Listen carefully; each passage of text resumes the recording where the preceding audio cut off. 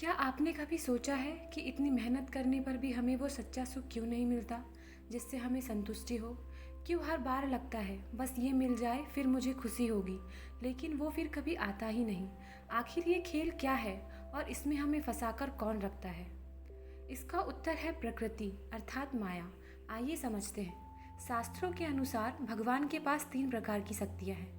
अंतरंगा शक्ति अर्थात आध्यात्मिक, बहिरंगा शक्ति अर्थात भौतिक, तटस्थ शक्ति अर्थात जीवात्मा मतलब कि हम। आध्यात्मिक जगत बना है सच्चित आनंद से, यानी शाश्वत, चेतन और आनंदमय।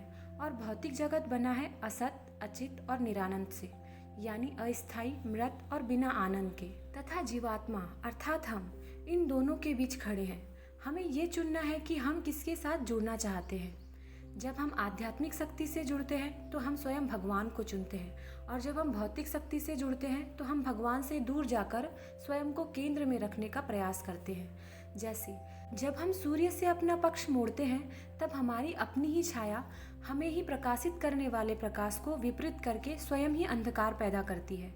कुछ ऐसा ही होता है जब हम भगवान से अपना मुंह मोड़ लेते हैं। हम स्वयं ही अपने आप के लिए अंधकार पैदा करते हैं। यही है भौतिक संसार, जो कहलाती है प्रकृति, जो बनी है 8 तत्वों से, जिसमें है 5 स्थूल तत्व पृथ्वी, जल, अग्नि, वायु और आकाश, 3 सूक्ष्म तत्व मन, बुद्धि और अहंकार। यही सब मिलकर हमारी पूरी दुनिया बनाते हैं। लेकिन असली सवाल अभी बाकी है। अगर सब समझ में आ गया तो हम फिर भी दुखी क्यों हैं? हर बार उसी जाल में क्यों फंस जाते हैं? यहीं पर आती है माया। माया का मतलब है जो वास्तव में है भी और नहीं भी, पर हमें सच लगता है। माया हमें हमेशा ये विश्वास दिलाती है, ये मिल जाए तो खुश हो जाएंगे, थोड़ा और पैसा, थोड़ा और नाम, फिर सब कुछ ठीक। लेकिन सच्चाई क्या है? ये सब क्षण भंगुर है, अर्थात वास्तविक नहीं, अस्थायी है। हम जीवात्मा अग्नि की चिंगारी की भांति है। चिंगारी में अग्नि के सभी गुण होते हैं, परंतु वह स्वयं अग्नि की भांति शक्तिशाली नहीं होती। इसलिए चिंगारी अग्नि से अपनी ऊर्जा प्राप्त करती है।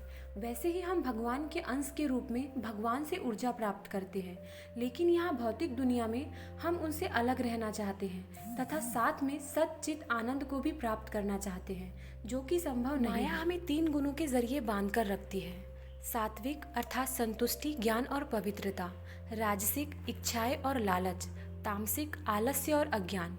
जब एक जीवात्मा भौतिक प्रकृति के संपर्क में आती है तो वो इन तीनों गुणों से बद्ध हो जाती है, और हम इन गुणों के अनुसार कर्म करते हैं और जन्म मृत्यु के चक्र में फंस जाते हैं। आचार्य एक सुंदर उदाहरण देते हुए कहते हैं, एक चूहा जाल में फंस जाता है। क्यों? क्योंकि उसे एक छोटा सा पनीर का टुकड़ा दिखता है। वो सोचता है बस ये मिल जाए तो फिर बस मज़ा ही मज़ा। लेकिन जैसे ही वे उसे पकड़ता है वो जाल में कैद हो जाता है। ठीक ऐसा ही हम करते हैं। थोड़े से सुख के लिए खुद को दुख के जाल में डाल देते हैं। इस भौतिक संसार में 4 चीज़ें निश्चित हैं: जन्म, मृत्यु, बुढ़ापा, बीमारी, और 3 प्रकार के दुख। आत्मिक दुख जो हमारा मन और शरीर हमें देता है, भौतिक दुख जो दूसरे जीव हमें देते हैं, दैविक दुख जो प्रकृति हमें देती है। आइए जानते हैं माया क्यों काम करती है। माया इसलिए काम करती है क्योंकि जब भी हमें भौतिक सुख का प्रलोभन देती है तो उससे हम में अनर्थ का उद्भव होता है, जो कि है काम, क्रोध, लोभ, मोह, मद, मात्सर्य अर्थात ईर्ष्या। यदि हम उन प्रलोभनों में न पड़े और अपने हृदय में अनर्थों को उत्पन्न न होने दें तथा अपने आप को पूर्ण रूप से भगवान को समर्पित कर अपने हृदय को शुद्ध रखें, तो माया का हम पर कोई असर नहीं होगा। अब बात आती है कि माया कौन है। माया देवी और कोई नहीं बल्कि स्वयं माँ दुर्गा है। वो एक शिक्षिका है, हमारी माँ है, भगवान शिव की पत्नी तथा भगवान विष्णु की बहन है, जो हमें सिखाती है कि सच्चा सुख कहाँ है। और भौतिक प्रकृति का उद्देश्य है हमें शुद्ध करना, हमें भगवान की ओर वापस ले जाना।